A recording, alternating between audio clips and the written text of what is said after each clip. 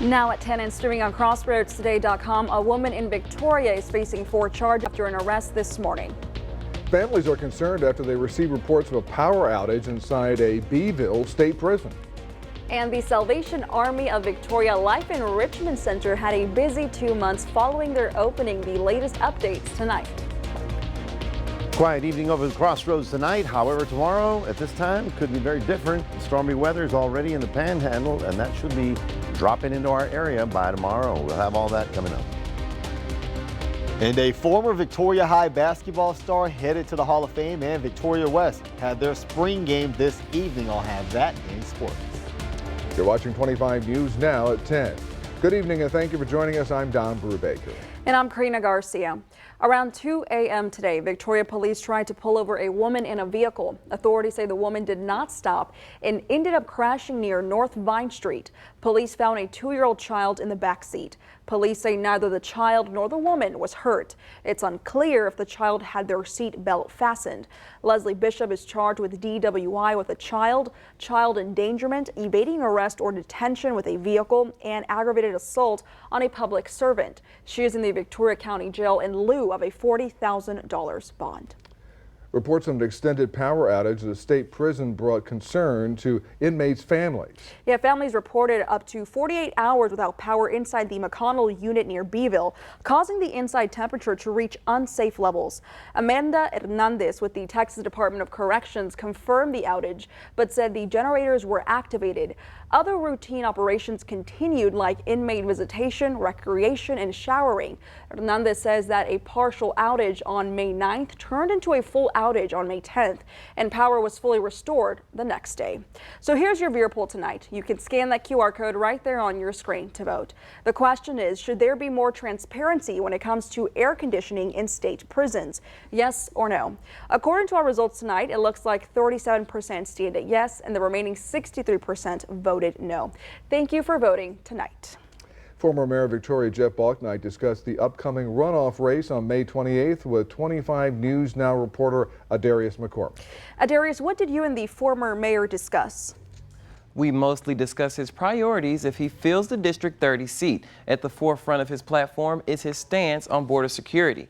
He and his opponent, former Jackson County Sheriff A.J. Louderback, agree border control is the district's top concern.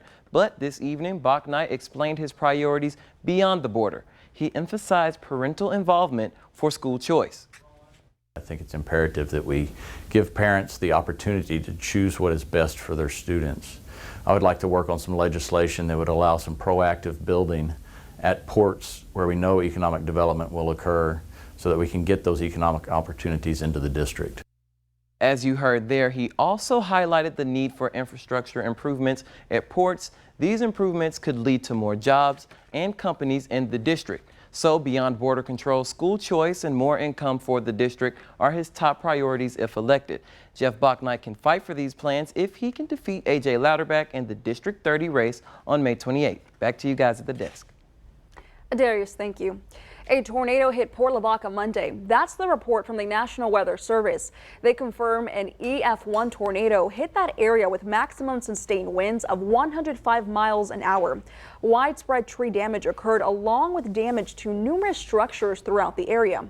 Also, the National Weather Service says damaging straight line winds around 85 miles an hour happened on the south side of Port Lavaca towards Magnolia Beach Monday. An RV park suffered the worst damage there, with numerous RVs damaged or completely destroyed.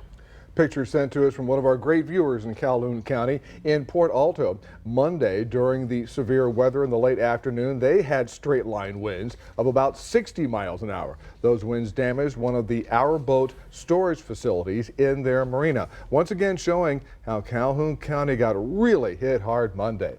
And let's take a first look after forecast with First Orange Storm Team Chief Meteorologist Mac Pettis. You know, we hear all about tornadoes and how bad they are, and they are. It can be dangerous. Absolutely. Mac, how dangerous are straight line winds? Well, about the same. In fact, when a storm builds up and gets very tall and then begins to collapse, imagine that cold air coming down straight, and we do have damage.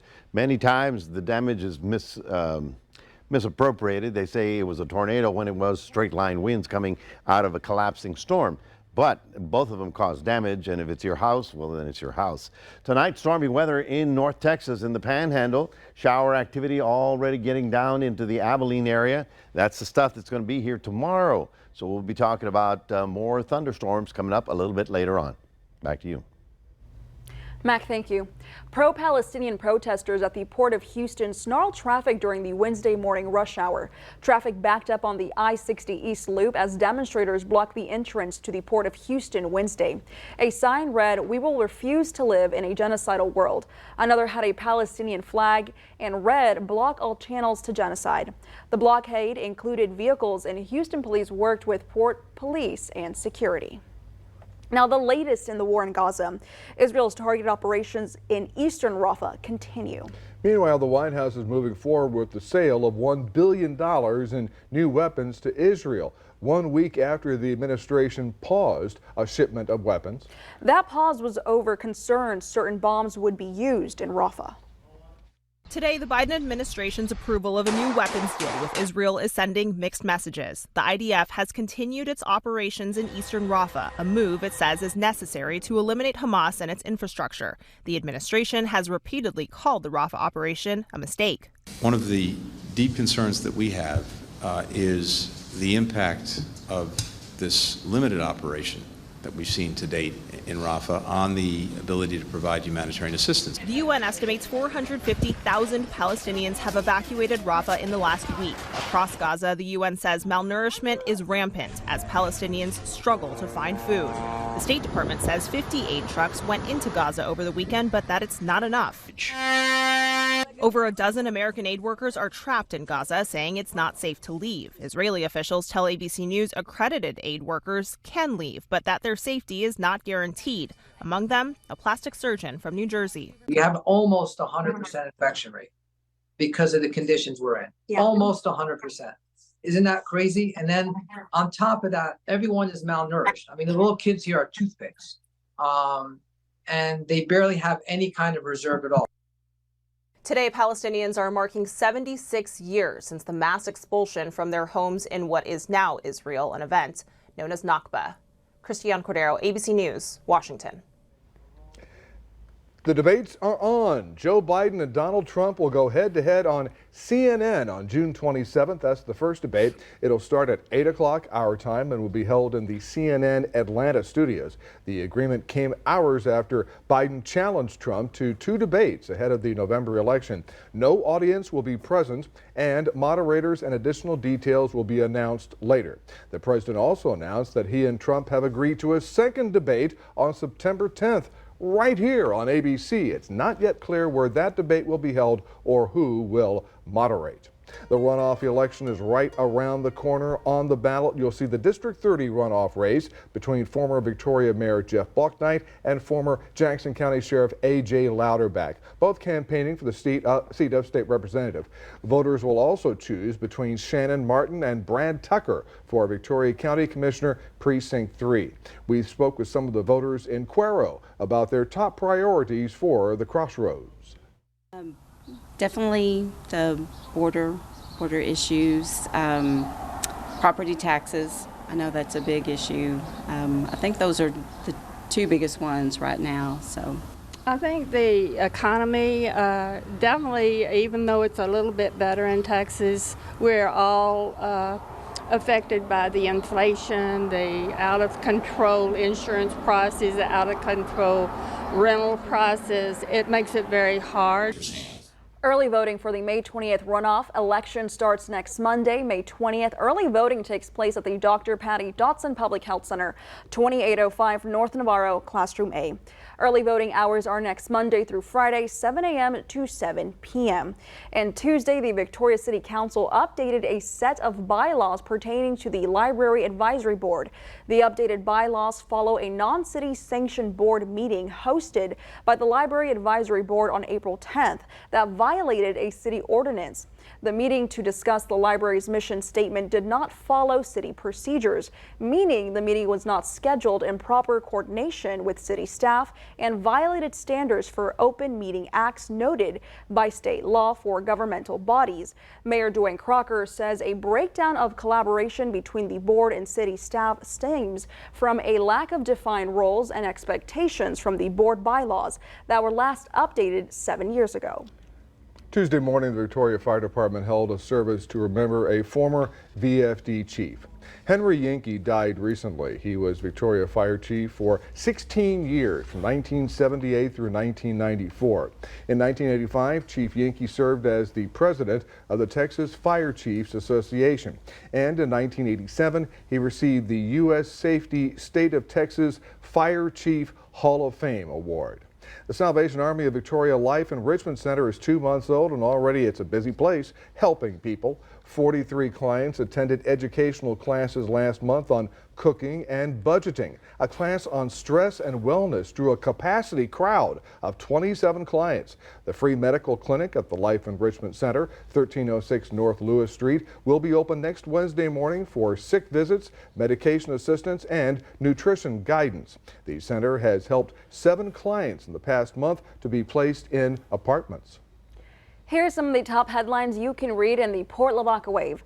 Port Lavaca residents will have a chance to get rid of their unwanted items in the city's Sweep into Spring program on May 17th and 18th. Plus, 2 Calhoun County residents were recognized in the Texas Conversation Awards for implementing the conservation management practices. You can read these stories and more at theportlavacawave.com. Remember to subscribe to our YouTube channel, Crossroads Today. Hit the like button and click the notification bell that you can see Crossroads Today where? On YouTube. Thank you very much. All right, the Justice Department says Boeing could face prosecution in the wake of their recent 737 MAX jet scandals. That's coming up on 25 News Now at 10. Also ahead, consumers might have felt some relief in last month after cooling inflation.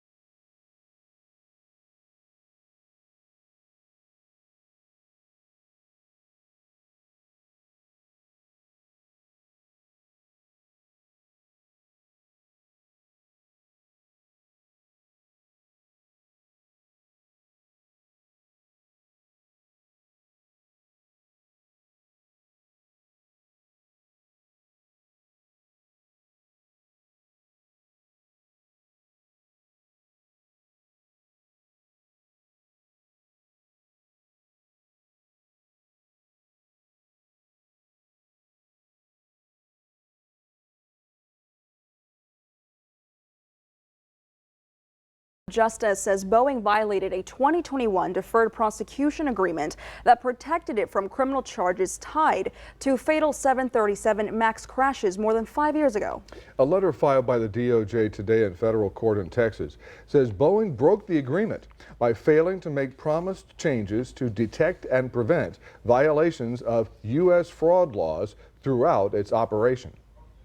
The world's largest aerospace company now facing possible criminal prosecution Newly filed documents by the Justice Department say Boeing has breached an agreement that allowed the company to escape criminal prosecution following 2 crashes in exchange for meeting new safety obligations and paying a $2.5 billion fine. A 737 MAX airplane crashed in Indonesia in 2018 and another in Ethiopia in 2019, killing more than 300 people.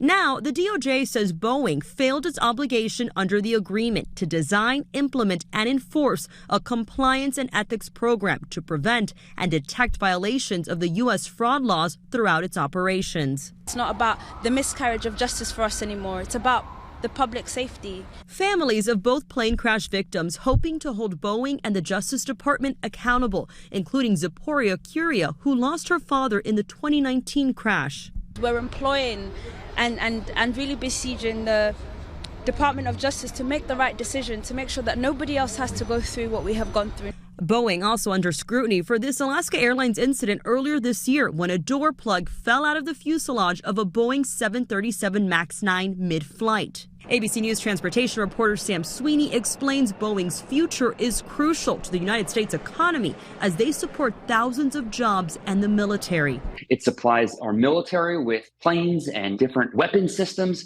But on the flip side, the families who lost people in those 2 crashes, they want justice. Boeing responding to the Justice Department's letter saying they believe they have honored the terms of the agreement and look forward to responding to the DOJ. The Department of Justice is still determining how it will proceed in this matter and has given Boeing until next month to formally respond. Melissa Adon, ABC News, Los Angeles. Inflation eased a bit last month across the U.S., giving consumers slight relief. The new Consumer Price Index showed an increase of 0.3% in March, slightly below the Dow Jones estimate of 0.4%. But inflation is still up 3.4% from a year ago. Retail sales remain sluggish, while electronics and appliances had a 1.5% increase. The core 12-month inflation was the lowest since April 2021. Here's a look at some of the top headlines you can find in the Cuero Record. The community comes together to celebrate the life of Arthur Whittington. Plus, a Cuero native, Jacob Cuellar, graduates as second lieutenant in the U.S. Marine Corps. Read these stories and more at DeWittCountyToday.com.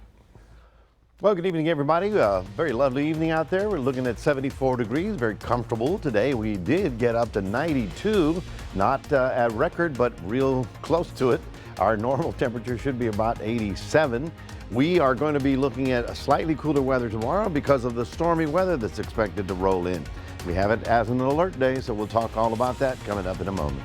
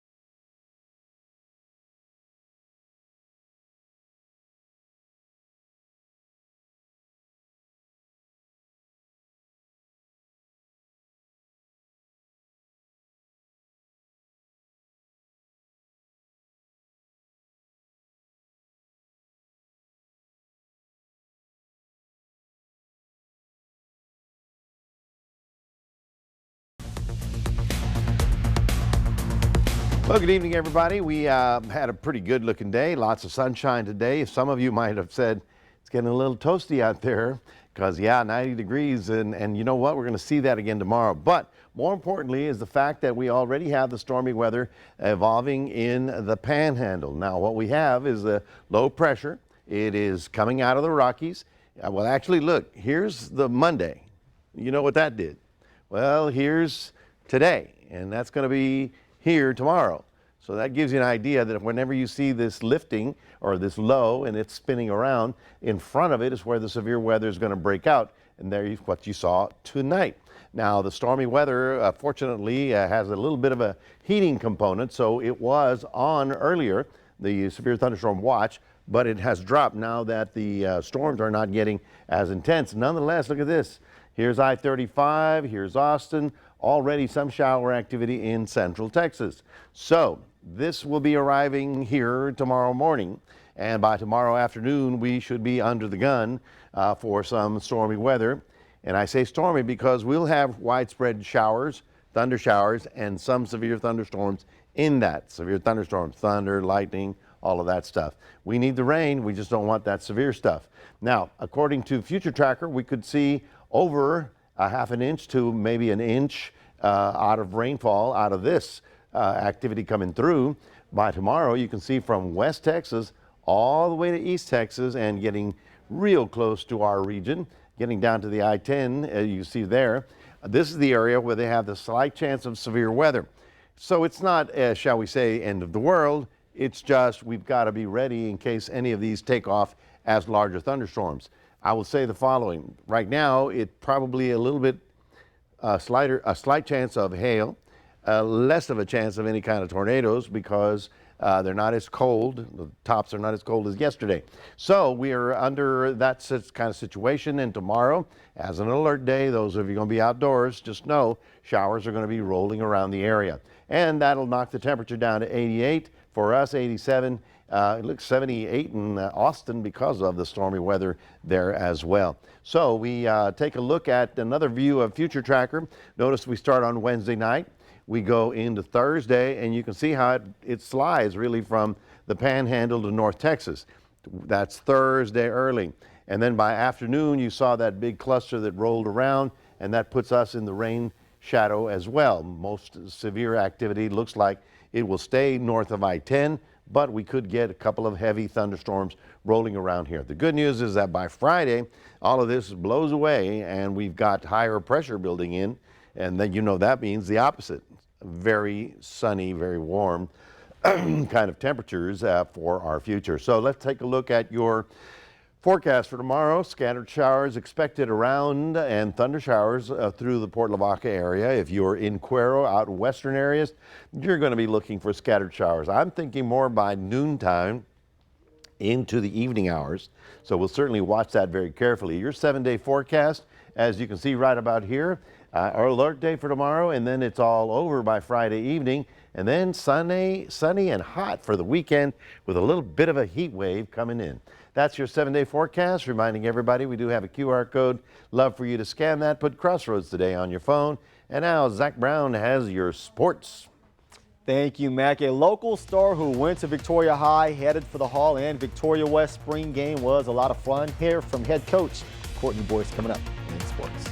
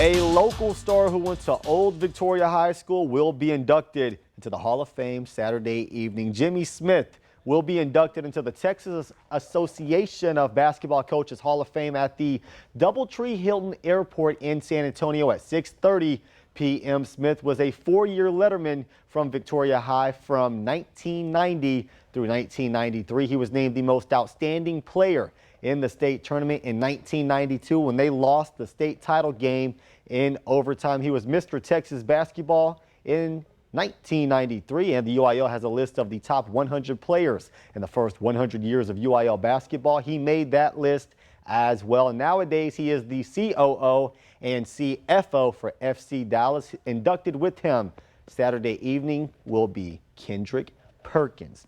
Earlier this afternoon, the UHV ladies returned home from Oklahoma City, where their season did come to an end at the NAIA softball opening round. But what a year it was. This was the first time in a few years the Jags had even made it this far. They set many team records and gave Victoria and Jaguar Nation a whole lot to be proud of. Senior superstar out of Shiner, Cameron Cowan, will have her name in the UHV record books for a long, long time, and she is thankful for her last few years as a Jag. I couldn't do it without my team, definitely, but I had an amazing pitching coach and amazing family to support me, and that's really helped me along the way. I'm so happy I chose to come here. School's good, softball's good. It's just been an amazing ride, and I've made some amazing friends and had amazing coaches. I'm super proud. They did everything we asked of them and more. They went and competed on the highest stage and really made a name for themselves, and I couldn't be more proud. It was really a full circle moment for the senior group because they're the ones that took us to the World Series as freshmen a few years ago. So to end at opening round with them was a great thing, and you know, we talked to them a lot yesterday, and our goal for these kids is to leave the program better than they found it, and I feel like that exemplifies that senior class. Our program has gotten so much better on the field and off the field because of them. Coach Ortiz has been there since the beginning of the program, collected win number 300, just one of many milestones during this great season.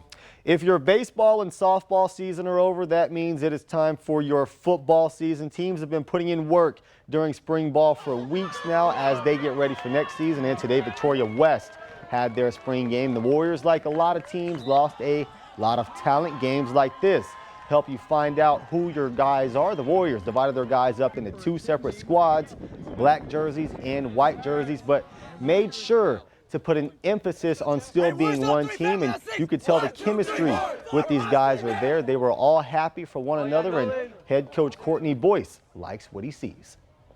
The intensity they came out with to play the game, you know, really just throughout the entire spring, how much these guys love on each other, they love one another. You know, you could see it in the handshake afterwards. You know, they just have fun with each other, and it's exciting to see that when you got a team that's really coming together and gelling. This video right here, an example of the camaraderie of this team. Jay Perez punted, and every time a punt was caught, it was worth 2 points, and the big man able to come up with it. Lots of fun out there with Victoria West tonight. Victoria East is tomorrow night. And don't look now, but the Houston Astros winning streak now 4 games, and the Texans and Cowboys, well, that's going to be week 11. That's it for your sports. Donna Karina, back to you. Thanks, Zach, and stay with us. Coming up on 25 News now at 10, we're going to take a last look at your weather. Plus, tomorrow is National Barbecue Day.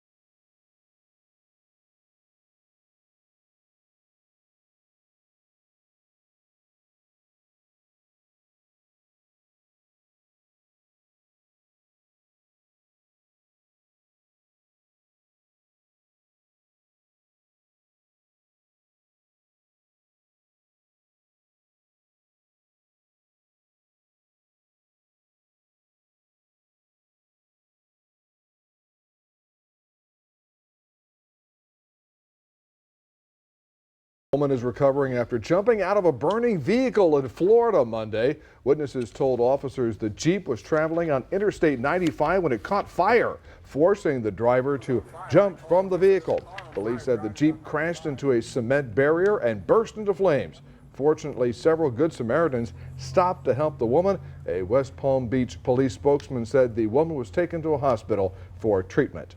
The New York State Thruway Authority needs the public's help in naming 4 falcon chicks. The tiny birds recently hatched in a nest box atop a bridge. Students from Rockland and Westchester County submitted more than 100 names for the contest. A panel of judges then whittled it down to 10. Some of the finalist names include Amelia Berdelia, Estrella, Millennium Falcon, Taylor Swoop, and the frontrunner Beyonce. The 4 winning names will be announced the following day.